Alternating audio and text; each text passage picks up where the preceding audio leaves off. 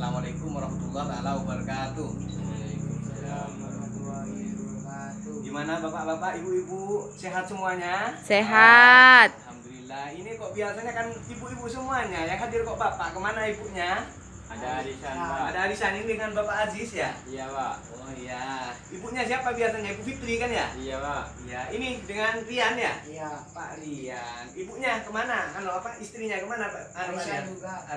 Arisan. Oh iya. Ya, alhamdulillah semuanya sehat.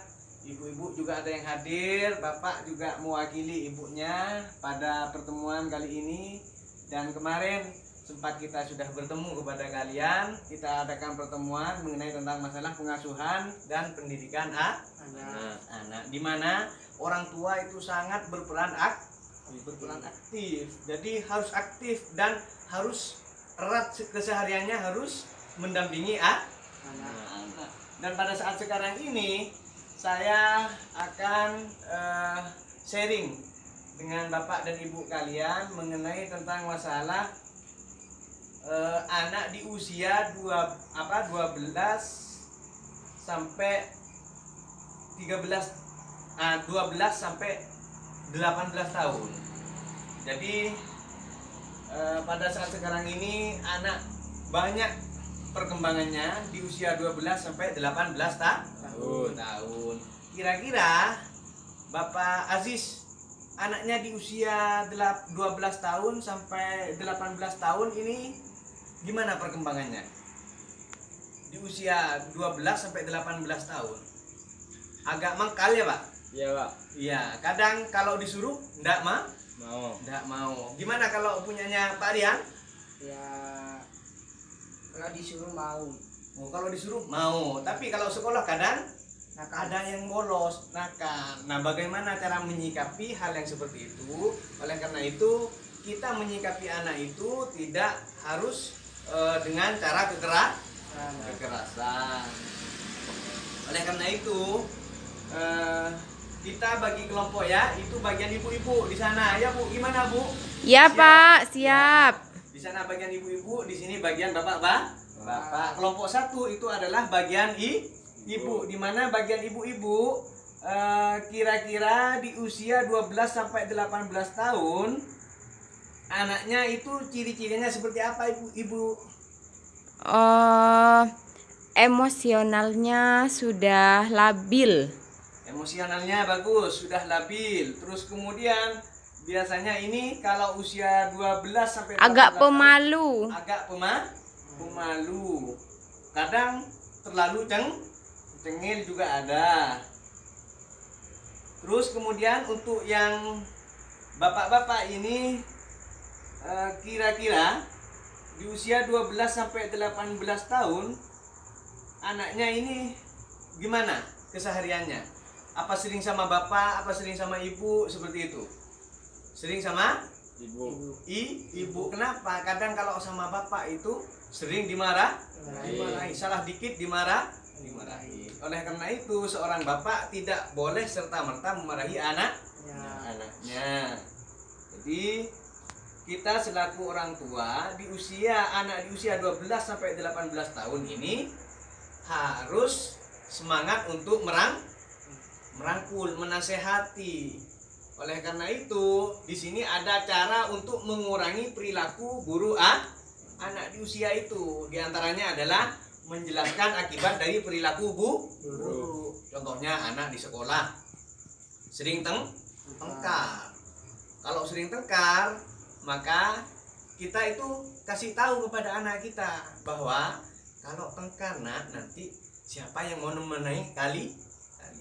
Siapa yang mau duduk bareng dengan kalian? Kalau orang yang sering tengkar biasanya itu dijauhi oleh temennya. Makanya dari itu jangan dan lagi orang yang tengkar itu bisa masuk sel atau tahanan. Jadi itu perilaku yang buruk dan akibatnya juga buruk juga kepada orang tua. Siapa yang malu? Orang tua. Terus kemudian meminta pendapat anak untuk menentukan seperti apa peraturan yang seharusnya disepakati bersama. Kalau anak sudah mangkal, maka orang tua baik yang perempuan ataupun yang laki-laki, bapak atau ibu itu membuat kesepakatan yang sama. Jadi kalau semisal tidak boleh beli es krim, semisal anaknya kalau nangis, maka bapak harus juga ikut seperti Begitu. jangan ibu yang melarang terus kemudian ketika tidak ada ibu, ini pas bapak yang ngasih, Pak beli es krim Pak, oh ya ini nah.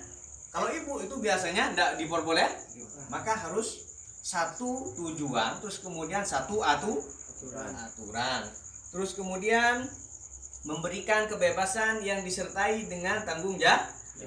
Kalau sudah di usia 12 sampai 18 tahun, anak itu bukan mau dilonggarkan, tidak, tapi diberikan kebebasan. Contohnya mandi sendiri, tidak usah orang tua, sabun sendiri, tapi tetap dalam pantauan orang tua. Terus di sini ada lagi membuat aturan bersama, sudah memberikan waktu untuk menenangkan diri dan berpikir. Jadi kalau anak-anak pas datang dari rumahnya terus kemudian nangis, tengkar, maka kalian itu jangan dulu dimarahi. Jadi dibiarkan dulu, ditenangkan dulu, kenapa kok nangis. Jangan kayak orang tua yang kayak sekarang, anak nangis langsung orang tua panggil ambil celurit.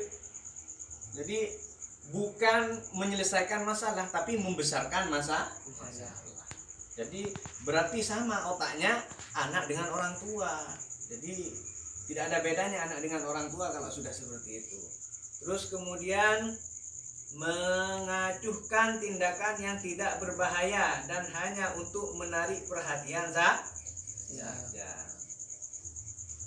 Oleh karena itu, mari kita bersama-sama mengawasi anak saya dengan ibu kalian, bapak dengan ibu kalian, kita awasi dengan secara bersama-sama agar supaya tidak melenceng dari baik norma agama ataupun aturan pemerintah.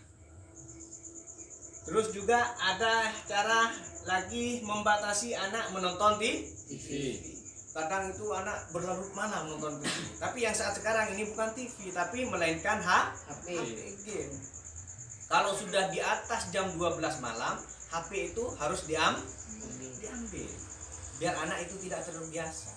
Kalau sudah terbiasa anak itu malam-malam terus kemudian sampai subuh baru dia itu selesai, pas tidur tidak sholat subuh, itu yang mengakibatkan perilaku buruk. Kalau sudah tidak sholat, insya Allah pekerjaannya itu sudah tidak baik.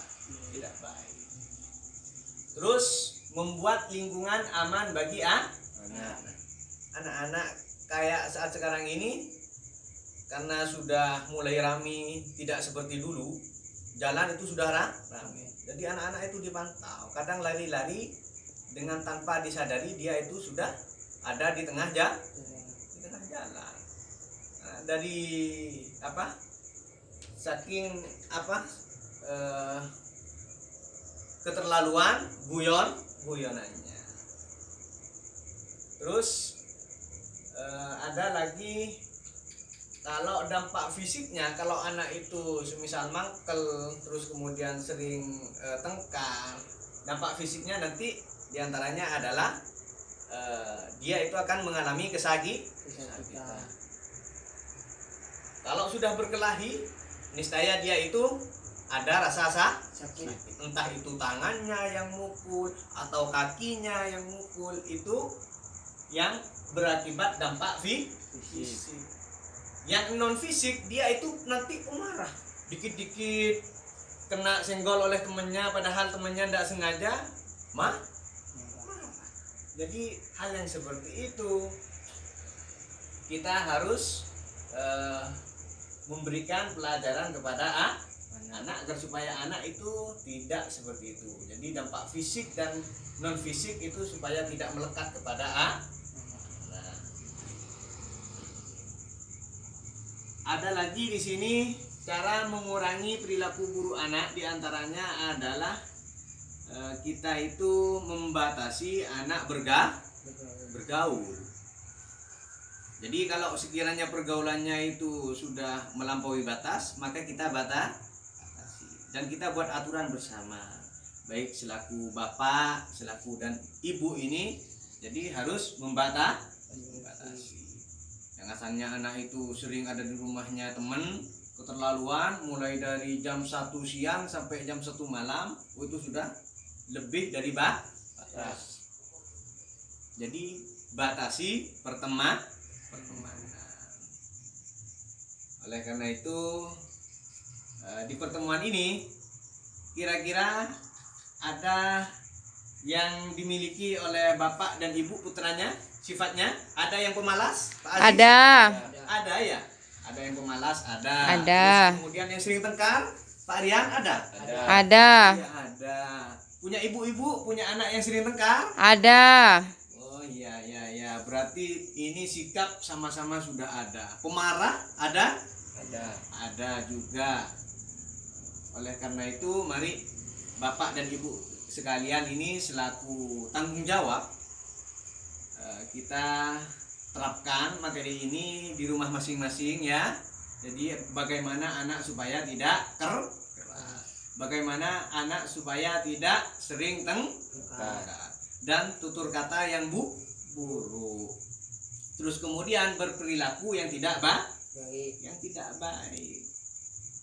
Tutur kata yang baik seperti apa ya, sesuai dengan peribahasanya. Jadi ke orang tua dia itu tidak berkata buruk ya.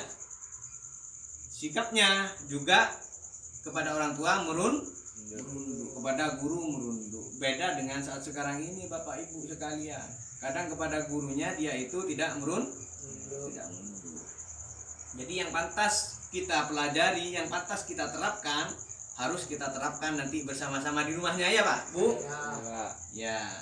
Oleh karena itu di pertemuan ini Bapak berharap Ibu dan Bapak sekalian ini yang hadir pada pertemuan pengasuhan dan pendidikan anak untuk menerapkan materi yang saya disampaikan ya. Mungkin Bapak Rian ada sebuah pertanyaan mengenai tentang masalah perilaku anak ini di usia 12 sampai 18. Apa semisal anaknya kalau usia 12 sampai 18 Pak, ini biasanya anak saya ini pemarah, gimana caranya untuk agar supaya dia itu tidak marah? Tapi punyanya Bapak Rian enggak marah ya? Enggak marah. Alhamdulillah kalau begitu. Ini Bapak Ibu contohnya cara untuk merawat Nah ini ada ini makan bersama, ajak anak itu makan bersama ya. Jadi jangan sampai anak itu makan sendiri. Biar kebersamaan itu tampak kepada anak. Biar anak nanti itu kalau sudah punya anak jadi sudah berkeluarga bisa selalu bersama. Makan bersama itu lebih baik daripada makan sendirian. Terus kemudian di sini ini biasanya ini kalau tengkar di sini yang satunya kakak beradik ini adiknya ini biasanya mengadu kepada seorang ibu. Yang satunya ini minder, khawatir dimarahi. Seorang ibu seharusnya ini adil. Ingat Bu, ini harus adil. Jangan membela-bela di antara salah satu anak. Jadi semuanya dalam tanggung jawab. Semuanya tidak boleh dibeda-beda.